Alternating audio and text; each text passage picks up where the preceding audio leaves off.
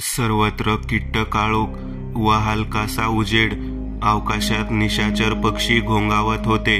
काळे ढग जणू पृथ्वीवर उतरून आलेले होते.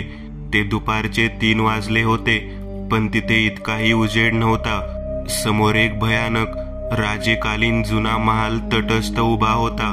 आजूबाजूला वारा खूपच घोंगावत होता. रुद्र, हेच काय पिशाचे द्वार? नितेशने विजेरी फिरवत विचारले. गुरुजींच्या सांगण्यानुसार हेच. इथेच आपल्याला पाय भेटतील, म्हणत रुद्रने आतमध्ये प्रवेश केला. सोबत नितेशही होताच. आजूबाजूला एकदम काळ्या सावल्या अंधारात थरथरत होत्या. समोरच एक जुनाट कारंजी होती व हवेबरोबर त्यात पाने खेळत होती. रुद्रने पिशवीतून एक लिंबू काढले. त्याचा सुगंध तिथे पसरला आणि वातावरणात आणखीनच उग्र झाले. रुद्रने डोळे बंद करत काही मंत्र उच्चारले व हाताची मूठ उघडली. ते लिंबू रक्तासारखे लाल भडक झालेले व त्या अंधारात चमकू लागले. ते रुद्रच्या हातात थरथरत होते. तोच वेगात घरंगळत ते चेंडूसारखे खाली आपटले व महालाच्या एका भागात वेगात शिरले. रुद्र व नितेश त्याच्या मागोमाग धावले. त्या 4 भिंतीतील वातावरण दमट होते. धूळ, जाळे व घाण वास तिथे फिरत होता. लाल भडक निंबू घरंगळत जाऊन एका भिंतीला जाऊन चिकटले व भोवऱ्यासारखे फिरू लागले. रुद्र, इथे कोणताच मार्ग नाहीये. विजेरीचा उजेड सर्वत्र फिरवत नितेश म्हणाला. तोच पाने सळसळत कर्कश आवाज करत त्यांच्या पायाशी घसरत येऊन चिकटली. एक भयंकर वास त्यांच्या नाकात शिरला. एक विचित्र घाणेरडा आवाज त्यांच्या कानांच्या पडद्यावर आपटला. आपसुकच नितेशची नजर भिंतीच्या आड गेली. क्षणभर तिथे काहीतरी चमकले. नितेशचे काळीज धडाडले व तो थोडा घाबरून रुद्रजवळ सरकला. तोच किंकाळत एक सावली त्यांना बेसावध हेरून पुढे सरकली. ती किंकाळी भयानक होती. रुद्रही दचकून गेला व लागलीच कमरेत खोचलेली बाटली त्याने हातात घेतली व मंतरलेले पाणी हवेत छिडकले. क्षणात काळपट धूर हवेत विरला. निलेश घाबरून भिंतीला चिकटून खाली घसरला व नेमका त्या निंबावर बसून पडला. निंबू फुटले, पण त्यांना जाणवले की तिथे काळोखात काहीतरी विचित्र आहे. नितेश ओरडलाच. त्यांच्यापासून काही अंतरावर असंख्य काळ्या सावल्या हवेत थरथरत उभ्या होत्या व त्यांचे डोळे रात्रीच्या चांदण्यासारखे चमकत होते. भेसूर हसणे व किंकाळणे महालात घुमले व एकदम तिथे वादळ उठला. अधिकच घाबरत नितेश भिंतीला चिकटला व त्याचा हात भिंतीवर थोड्या वेगात आपटला आणि काहीतरी मोठा आवाज करत सरकले, जणू एखादा दगड हलला. नितेश, लिंबू जिथे अडकले होते तिथेच भिंतीतील एका विटेमागे पिशाच्चे द्वार आहे, रुद्र म्हणाला.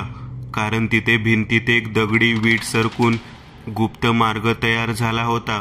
पण त्या थरथरणाऱ्या आकृती किंचाळत दोघांवर धावल्या. इतक्यांचा सामना करणे त्यांच्या आवाक्याबाहेर होते. नितेशने त्या रुंद मार्गात प्रवेश केला. रुद्रही वेळ न दवडता आत शिरला. तो दुष्ट शक्तींचा समूह वेगात गुप्त मार्गाच्या तोंडावर आपटला व पिवळा प्रकाश क्षणात चमकला. रुद्रने त्या मार्गात विभूतीने रेघ ओढली. त्या आकृत्या भयानकपणे किंकाळत आत शिरू पाहत होत्या, पण जळजळीत ऊर्जा त्यांच्यावर आपटताच त्या किंचाळत मागे फिरत होत्या. औंढा गिळत नितेश हळूहळू डोके खाली करून सरकू लागला. काहीच वेळात त्यांच्या कानावर पाण्याच्या वाहण्याचा आवाज आला. पुढील दृश्य पाहताच त्यांचे चेहरे आश्चर्याने उघडले गेले. समोर कुठून तरी झरणा वाहत येऊन त्या गुप्त मार्गाला जोडलेल्या निसरड्या दगडी पायऱ्यांवरून वाहत खाली जात होते. हळूहळू दोघांनी त्या वेगळ्या जगात प्रवेश केला. आजूबाजूला मानवी हाडे व कवट्या पडलेल्या होत्या. त्या भुयारी गुहेत एक विचित्र निळा प्रकाश कुठून तरी चमकत होता. आजूबाजूला सोने, नाणे, हिरे, मोती पडलेले होते. मध्येच विषारी साप सळसळत आवाज करत फिरत होते. अचानक छन छन आवाज त्यांच्या कानी पडला. नितेश शहारला व अवतीभोवती पाहू लागला, पण त्यांच्या व्यतिरिक्त तिथे कोणीच नव्हते. अचानक दगडी खांबाआड काहीतरी काळपट सरकत निघून गेले. रुद्र, तिथे कोणीतरी आहे. घाबरत नितेशने बोट उचलले. रुद्र हळूहळू पुढे सरकला. एका खडकावर मखमली कापडात एखाद्या मूर्तीचा कमरेपासूनचा भाग ठेवलेला होता. रुद्र, पाय, त्यांच्याकडे इशारा करत नितेश म्हणाला. तोच छन छन आवाज त्यांच्या अगदी जवळून घुमला. रुद्र व नितेश घाबरून मागे फिरले, पण हवेत फक्त काळपट धुके होते व एक कुचका सडका वास. अचानक रुद्रच्या पाठीवर जोरदार दणका बसला. रुद्र तोल जाऊन पुढे धडपडत पडला. नितेश घाबरून मागे फिरला. तोच एक रक्ताळलेला काळपट जळक्या त्वचेचा चेहरा त्याच्या नजरेसमोर स्थिरावला. नितेश काही करणार तोच त्याने त्याला पकडून बाजूला फेकून दिले. समोर एक काळपट सडकी आकृती होती. अंगावर असंख्य दागिने व सोबत साप फिरत होते. डोळे लाल भडक चमकणारे व कवटीत खोल गेलेले.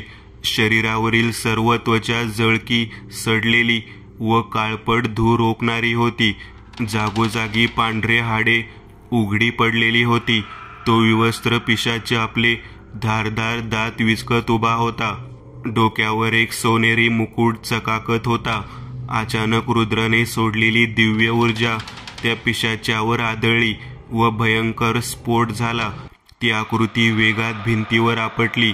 सोबत रुद्रने त्रिशूळ फेकले व तो त्या पिशाच्याच्या शरीरात रुतला व एक दिव्य ऊर्जा निर्माण होऊन त्याने स्फोट घेतला.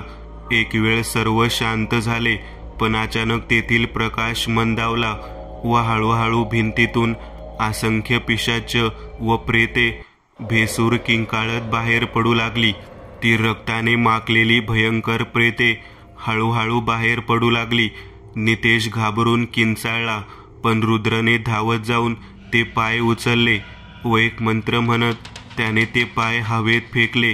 ती अर्धी मूर्ती गरगर फिरू लागली व एक तेजस्वी वादळ तिच्या भोवती जमले आणि क्षणात एक वलय उठला. ती प्रेत व पिशाच तशीच भिंतीतील बोगद्यात शिरली. रुद्र, वाचलो यार, आणि पायही मिळाले. आता धड व हात शोधायचे आहेत. नितेश त्या गुप्त मार्गातून बाहेर पडत म्हणाला. रुद्रही बाहेर पडला. तोच ते असंख्य दुष्ट आत्मे किंचाळत त्यांच्या दिशेने वेगात धावत आले. रुद्रने गुप्त मार्गात पाहिले तर प्रेते हळूहळू सरकत बाहेर येत होती. कुठेच पळून जाण्याचा व सुटण्याचा मार्ग नव्हता. अचानक त्या सावल्या किंकाळत दोघांवर तुटून पडल्या. तोच रुद्रने तो मूर्तीचा अर्धा भाग हवेत उचलला व थरथरत त्या दुष्ट शक्त्या भीतीने मागे सरकल्या. मनीषने जोरात समोरील भिंतीवर हाताची मूठ आदळली आणि दगड घसरत आपल्या जागेवर आला व ती जागा पूर्ववत झाली. सपकन पाने उडवत अगदी मोकळ्या रस्त्यावरून कार धावत होती. तिथे प्रकाशाचा लवलेशही नव्हता. वरून अनेक भयानक आकृत्या अंधारातून पुढे सरकत होत्या, पण गाडीवर लावलेल्या सुरक्षा चक्रामुळे त्यामध्ये पडू शकत नव्हत्या. पण आजूबाजूला जितकी झाडे नव्हती त्याच्या दुप्पट भयानक सावल्या थरथरत किंकाळत पुढे येत होत्या. रुद्र, आपले असे आहे तर सामान्यांची काय दशा असेल? नितेशने विचारले. नितेश, आपल्याजवळ सुरक्षेसाठी भरपूर काही आहे, पण सामान्यातील सामान्य व्यक्ती त्या दुष्ट शक्तींच्या ताब्यात आहे. संपूर्ण सृष्टीला तिने हेलावून सोडले आहे. रुद्र म्हणाला. आता मूर्तीचा दुसरा भाग कुठे शोधायचा? नितेशने विचारले. रक्त तलाव, रुद्र उद्गारला आणि गाडी वेगात घोंगावत अंधार चिरत पुढे सरकली. गाडी हळूच काळे पडलेले गवत तुडवत थांबली. अंधार पूर्वीपेक्षा अधिकच दाट झाला होता व घुबड वटवागळे चित्कारत होती. रात्रीचे 8 वाजत आले होते. रुद्र व नितेशने डिक्कीतून सर्व साहित्य काढले व पुढे चालू लागले. पर्णहीन झालेल्या काळ्या झाडांच्या मध्ये पाण्याचे गरजने काळजाला धास्तावत होते. दोघांनी अंगावर पाण्यातील कपडे चढवले व पाठीवर ऑक्सिजन सिलेंडर टाकत तोंडावर मास्क चढवला. तलाव विस्तीर्ण समुद्रासारखा होता व फेसाळलेले पाणी उसळून किनाऱ्यावर आपटत होते. दोघांनी घोट्याभर पाण्यात पाय टाकले आणि अचानक एक लाट गरजत किनाऱ्यावर आली. तसा एक सडलेला घाण वासाने भरलेला मृतदेह किनाऱ्यावर रुद्रच्या पायाशी आदळला. रुद्र शहारून मागे सरकला. नितेशही थरथरत मागे आला. रुद्र, हे काय?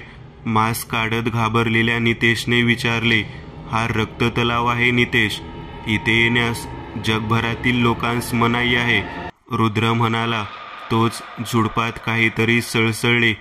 तू इथेच थांब, मी येतो, म्हणत रुद्र पुढे सरकला. नाही, मीही येतो, मी तुला एकटे सोडणार नाही, नितेश म्हणाला. पण अचानक पाण्यात बुडबुडे उठले व एक एक करत सडलेली प्रेते पाण्याच्या पृष्ठभागावर तरंगू लागली. खूपच घाणेरडा वास तिथे पसरला. अचानक पाण्यातून निघालेल्या एका पांढऱ्या सडक्या हाताने रुद्रचा पाय घट्ट पकडला व क्षणात त्याला पाण्यात ओढले. रुद्र, नितेश ओरडला व जागीच गार झाला. अचानक त्याला आपल्या मागे काहीतरी फुसफुस आवाज ऐकू आला. वालगट थंड स्पर्श मानेला जाणवला. तसा नितेश घाबरून मागे फिरला व त्यांचे काळीज धडाडले. एक ओलसर आकृती जिच्या शरीरावरून घट्ट पाणी ओघळत होते. भयानक व सडका चेहरा, पूर्ण सडलेला दर्प. क्षणात तिने किंकाळत नितेशला पाण्यात धक्का दिला. एखाद्या भोवऱ्यात कोलमडत जावे तसा नितेश फेसाळलेल्या काळ्या पाण्यात कोलांट्या खात आत आत जाऊ लागला. तो भीतीने इतका गोंधळला होता की त्याचे स्वतःवरील नियंत्रण सुटले होते. त्याच्या अवतीभोवती चमकदार डोळ्यांच्या काळ्या सावल्या भोवऱ्याप्रमाणे फिरत होत्या व त्या त्याला खोल पाण्यात ओढत घेऊन जात होत्या. अचानक पाण्यात जोरदार आवाज संतपणे घुमला व नितेशच्या अवतीभोवती दिव्य प्रकाश चमकला. नितेश शांतपणे थरथरत खाली जात होता. तोच रुद्रने त्याला पकडले व ओढत बाहेर काढले. नितेश हळूहळू शुद्धीवर आला तसे रुद्रचा चेहरा त्यांच्या तोंडासमोर अस्पष्ट चमकला. रुद्र, ती भूते कुठे आहेत? नितेश बडबडला. चल, आपले काम झाले, मूर्तीचे धड सापडले, आता लवकरात लवकर मुंडके शोधायचे आहे, रुद्र हसत म्हणाला. पण तुला हे सर्व भेटले कुठे? नितेशने आश्चर्याने विचारले. पर्याच्या खोल गर्भात, रुद्र त्याला हात देत उठवत म्हणाला. हा पर्या काय असतो? डोळे किलकिले करत नितेशने विचारले. विसरलास वाटतं, हा पाण्यातील भूत आहे. जे बुडून मरतात किंवा पाण्यात ज्यांचा जीव जातो ते पर्या बनतात, रुद्र म्हणाला. म्हणजे हा पर्या होता? नितेश बडबडला. होय नितेश, तोही इतर आत्म्याची शक्ती शोषून घेतलेला एक शक्तिशाली सैतान. पण त्या पिशाच्याप्रमाणे हाही त्रिशूळ पुढे टिकू शकला नाही. त्रिशूळ त्याच्यावर फेकताच तो पाण्यात आवासून किंकाळ्या व दिव्य प्रकाशाने त्यांचे मायावी शरीराला तडा गेल्या. एकाच वारात तो नाहीसा झाला, रुद्र म्हणाला. पण तेवढ्या तलावातून उसळत काळ्या सावल्या घोंगावत व किंचाळत बाहेर पडल्या. नितेश व रुद्र सावरत मागे सरकले. संपूर्ण पाणी हवेत उचलले गेले आणि वेगाने दोघांच्या दिशेने सरसावले. रुद्रने लगेच पिशवीतून अर्धवट मूर्ती काढून समोर धरली आणि आपोआप तलावात गळून पडले. सर्व काळ्या सावल्या त्या काळ्याभोर अवकाशात किंकाळत हवेत फिरू लागल्या. रुद्र, खरोखरच कोणत्या तरी खूपच दुष्ट शक्तीच्या हातात जगाचे नियंत्रण गेले आहे, कापऱ्या आवाजात नितेश म्हणाला. होय, कामशी आहे ती, तिला विनाशिनी म्हणतात, रुद्र म्हणाला. ही कामशी कोण आहे? नितेशने विचारले. वेळ नाही नितेश, नंतर सांगतो. गुरुजींनी काय सांगितले ते, रुद्र म्हणाला. तोपर्यंत दोघेही गाडीत बसले. आता वातावरण खूपच भयंकर झाले होते. वरून दुष्ट आत्म्यांनी संपूर्ण परिसर जणू गिळून घेतले होते. त्या किंकाळ्या, ते भयदृश्य आपोआप अंगावर काटा आणत होता. रुद्र, आता शेवटचे चरण, फक्त मूर्तीची मुंडी शोधायची. पण कुठे? नितेशने विचारले. नरकद्वार, रुद्र उद्गारला व गाडी सपकन अंधाराला चिरत वेगात पुढे निघून गेली. खूप मोठ्या प्रवासाने सकाळी 8 वाजता गाडी एका शहरात येऊन पोहोचली. रुद्रने गाडीचा वेग कमी केला होता, कारण रस्त्यावर जाळपोळ व वाहनांचे चुराडा झालेले सांगाडे पडलेले होते. संपूर्ण शहर सुनसान होते. बिल्डिंगच्या काचा, खिडक्या फोडलेल्या व भिंतीवर रक्ताचे डाग उमटलेले दिसत होते. सर्वात भयंकर गोष्ट म्हणजे काही अगदीच छिन्नविछिन्न झालेली प्रेते आजूबाजूला पडलेली होती. अचानक खूप सारा आरडाओरड, किंकाळ्या रुद्र व नितेशच्या कानावर पडल्या आणि त्यांनी आवाजाच्या दिशेने म्हणजे मागे पाहिले. काही लोकांचा घोळका ओरडत पाठीमागून त्यांच्या दिशेने येत होता. त्या सर्वांची अवस्था बिकट होती. कपडे फाटलेले, हातपाय पांढरे पडलेले व तोंड रक्ताळलेले होते. त्यांच्या डोळ्यातही विचित्र बदल झाला होता.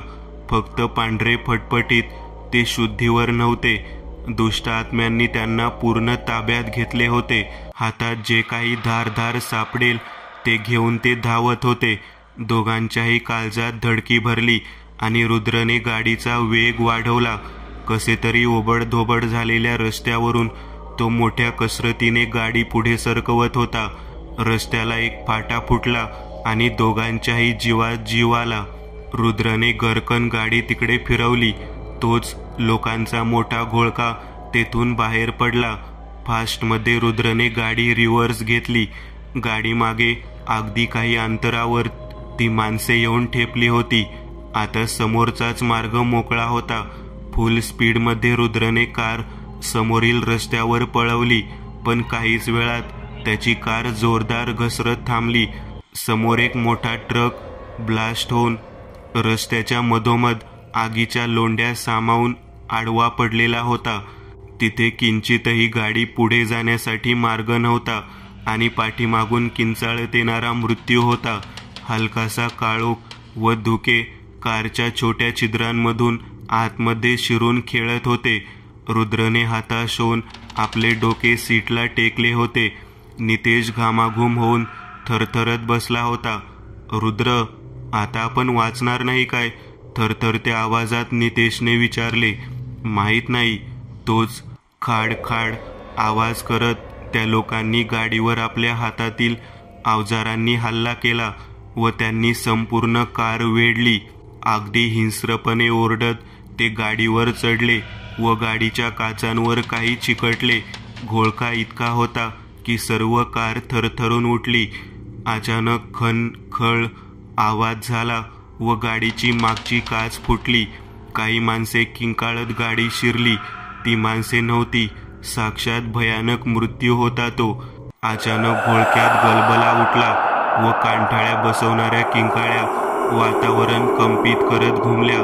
कार गदागदा हलू लागली व तो सर्व जमाव अचानक धडपडत कोसळत मागे सरकू लागला. कारमध्ये शिरलेले सर्व एकदम बाहेर कोसळले व कार ब्रूम आवाज करत सुरू झाली. आसपासचे सर्व मागे सरकू पाहत होते, तर पाठीमागून येणारे हिंस्रपणे किंकाळत पुढे झेपावू पाहत होते. गाडीची सनरूफ उघडली आणि त्या तुटलेल्या मूर्तीचे तुकडे नितेशने हवेत हलवले. तसा तो घोळका अधिकच ओरडत मागे सरकला. कारसाठी हळूहळू मार्ग तयार होऊ लागला आणि काहीच वेळात रुद्र व नितेश सुखरूपपणे तेथून बाहेर पडले. जगापासून अलिप्त राहिलेली अशी ती एक जागा, ती नेहमीच अंधारात होती आणि आजही काळोखात होती. नरकद्वाराच्या शोधात रुद्र व नितेशने त्या सरहद्दीत प्रवेश केला होता, जेथून आजपर्यंत कोणीच परतू शकला नव्हता. अचानक गाडीची हेडलाईट बंद पडली व रुद्रने गाडीला ब्रेक लावला. गाडी हळूच कोपऱ्यात जाऊन थांबली. पक्ष्यांचा किलबिलाट व चित्कार तर आधीच ऐकू येत होते, पण कोल्यांची कोलेकुई घुमत होती. आजूबाजूला किट्ट काळोख व वरून अंधारात थरथरणाऱ्या भयानक अदृश्य शक्त्या. ज्या मुक्त झालेल्या होत्या विनाशासाठी. रुद्र, तुला पक्के ठाऊक आहे की नरकद्वार इथेच सापडेल? नितेश चहूबाजूला अंधारात नजर फिरवत म्हणाला. तसे रुद्रच्या नजरेने ती जागा हेरली. विजेरीच्या उजेडात तेथील जागा काळपट, चमकणारी व धुराने भरलेली दिसत होती. दोघेही चालत तिथपर्यंत गेले. एक खोल खड्डा व त्याच्या आसपास चिपचिप करणारा चिखल होता.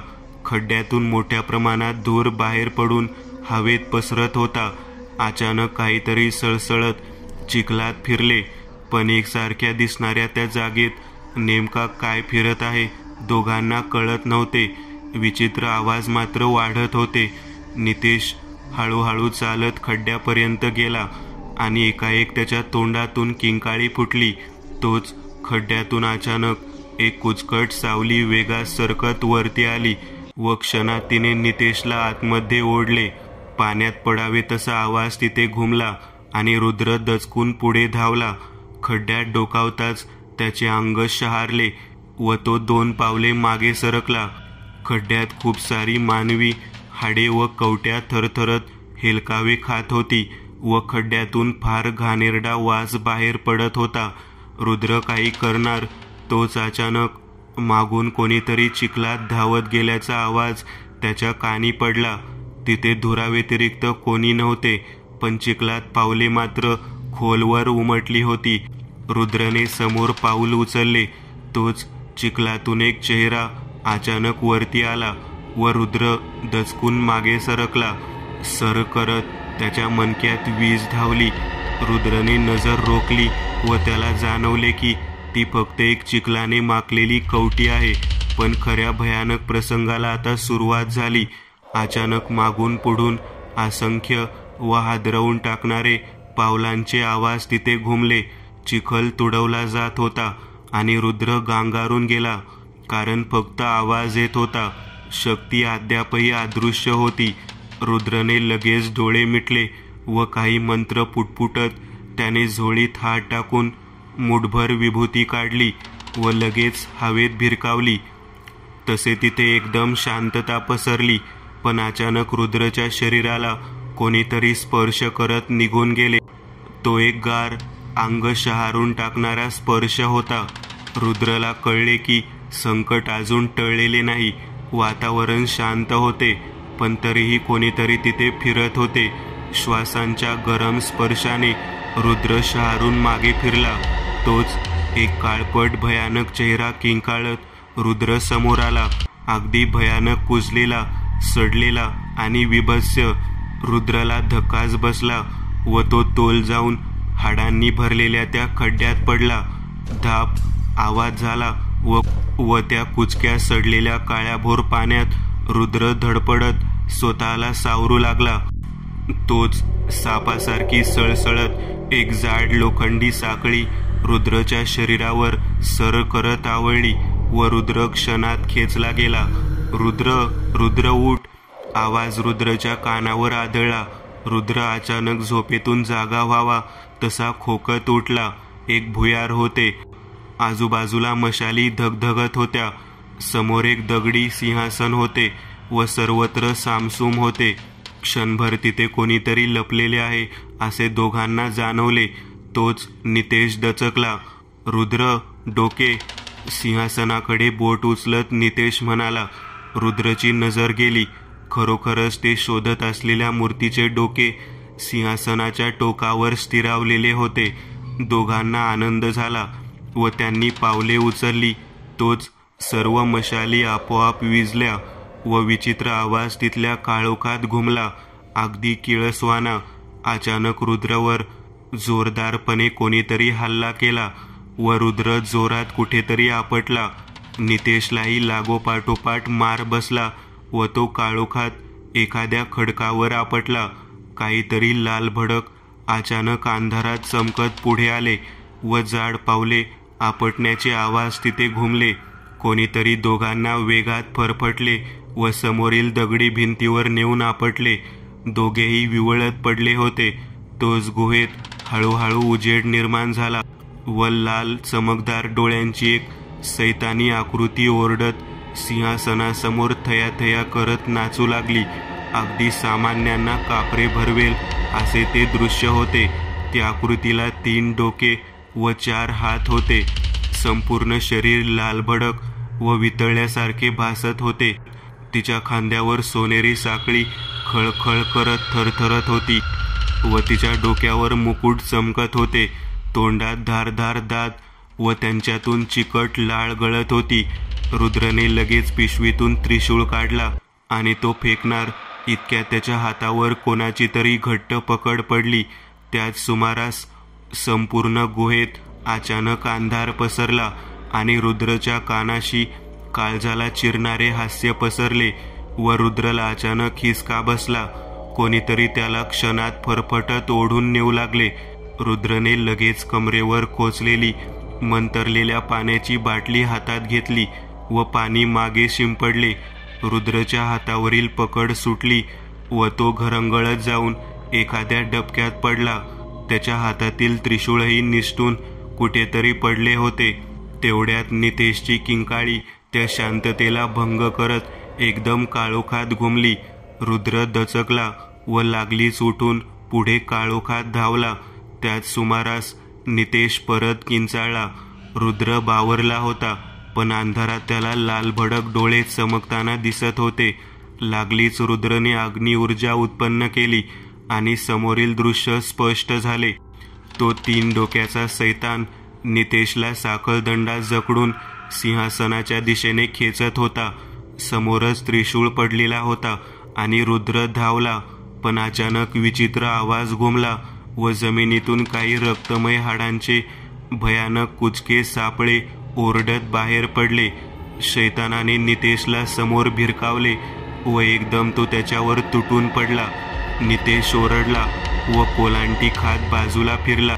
रुद्रने आपल्या हातातील अग्नी ऊर्जा त्या सापळ्यावर भिरकावली व त्याने क्षणात पेट घेतला. रुद्रने लगेच उडी टाकून त्रिशूळ पकडला, पण अचानक आणखी एक सापळ्याने येऊन त्याला जखडले. रुद्राची नजर चहूबाजूला फिरली आणि त्याचे शरीर शहारले. असंख्य रक्तमय सापळे त्याच्या दिशेने सरकत होते व एक एक करत त्यांनी रुद्रवर उडी घेतली. त्या सापळ्यांचा डोंगर पूर्णपणे गुडूप झाला. इथे सळसळत तो सैतान आसुरीपणे हसत दुसऱ्या बाजूहून लगेच निघाला व त्याने नितेशचा हात पकडत आव असलेल्या तोंडात टाकला. तोच रुद्रच्या शरीराने पेट घेतला व त्याच्या अंगावर असलेल्या सापळ्यांची एकाच क्षणात राख होऊन खाली पडली. वेळ न दवडता क्षणात रुद्रने त्रिशूळ भिरकावले. तो अग्निरूपी त्रिशूळ भिरभिरत हवेतच मोठा झाला आणि धस करत त्या सैतानाच्या पोटात जाऊन रुतला व तो सैतान हवेत उडत सिंहासनावर आपटत एकदम खिळून राहिला. त्याच्या पोटातून रक्त व सडलेले मांस क्षणात उग्र वासासह बाहेर पडले. रुद्रने नितेशला हात देऊन उभे केले. दोघांच्याही शरीरावर बऱ्याच जखमा होत्या व चेहऱ्यावर हास्य. शेवटी त्यांनी ही पायरी पार केली होती. दोघेही चालत सिंहासनासमोर गेले व नितेशने ती मूर्तीची मुंडी आपल्या हातात उचलून घेतली व हसत म्हणाला, हाही त्रिशूळ पुढे टिकू शकला नाही. रुद्रने त्रिशूळ पकडून त्या सैतानाच्या पोटातून उपटून काढला. तसा तो 3 डोक्यांचा सैतान किंकाळत थरथरत जागा झाला. रुद्र व नितेश एक वेळ शहारून मागे सरकले. तो सैतान सिंहासनावरून किंकाळत घसरून पडला. बघता क्षणी त्याचे शरीर जळून राख झाले. सर्व संपले असे वाटले. तोच किंकाळत त्या सैतानाची मायारूपी छाया राखेतून निघून एक वेळ संपूर्ण भुयारात घुमली व अचानक नाहीशी झाली. रुद्र आता इथून बाहेर कसे पडायचे? नितेशने अवतीभोवती नजर फिरवत विचारले. हा लिंबू आपल्याला मार्ग दाखवेल असे म्हणत रुद्रने भिजलेल्या झोळीतून एक लिंबू बाहेर काढले. काहीच वेळात एका गुहेच्या तोंडावर आलेली मुळे छाटत ते दोघे बाहेर पडले. आता तिथे तो हाडांनी भरलेला खड्डा नव्हता, पण वातावरणातील काळोख अधिकच दाटला होता. दोघांनी कारमध्ये प्रवेश केला व नितेश म्हणाला, रुद्र, या मूर्तीचे सगळे भाग तर गोळा झाले. आता काय करायचे? हा सर्व विनाश कसा थांबवायचा?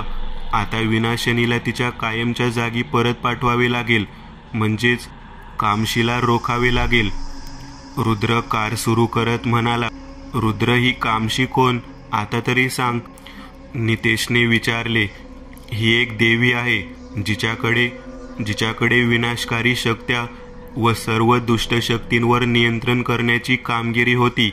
पण एका राजाने तिची मूर्ती तयार करून तिची साधना केली व देवीने प्रसन्न होऊन सर्व जगच त्याच्या पायाखाली लोळवले व शेवटी त्या राजाने सर्व दुष्ट शक्तींची मदत घेऊन स्वर्गावर आक्रमण केले. ह्यातच देवीला तिच्या अधिकारांचा चुकीच्या पद्धतीने उपयोग केल्याबद्दल श्राप मिळाला व तिला कायमचे बंदिवासात टाकण्यात आले. वरून तिची मूर्ती तुटून वेगवेगळ्या जागी विखुरली. रुद्र म्हणाला, मग हा विनाश का? ती जागृत झाली आहे काय? नितेशने विचारले. होय, गुरुजींच्या सांगण्यानुसार तिला तिच्या बंधनातून एका दुष्ट साधकाने मुक्त करवले आहे. मग हिला थांबवायचे कसे? एकच मार्ग, तिला ह्या मूर्तीत कैद करायचे. रुद्र म्हणाला, पण ते कसे शक्य आहे? आपण दैवी शक्ती विरोधात लढू शकू काय? नितेश निराश होत म्हणाला, नितेश, आता प्राण गेला तरी हरकत नाही, पण जर काही सृष्टी अशीच राहिली तर सर्वच संपून जाईल. रुद्र म्हणाला व त्याने गाडीचा वेग आणखीनच वाढवला.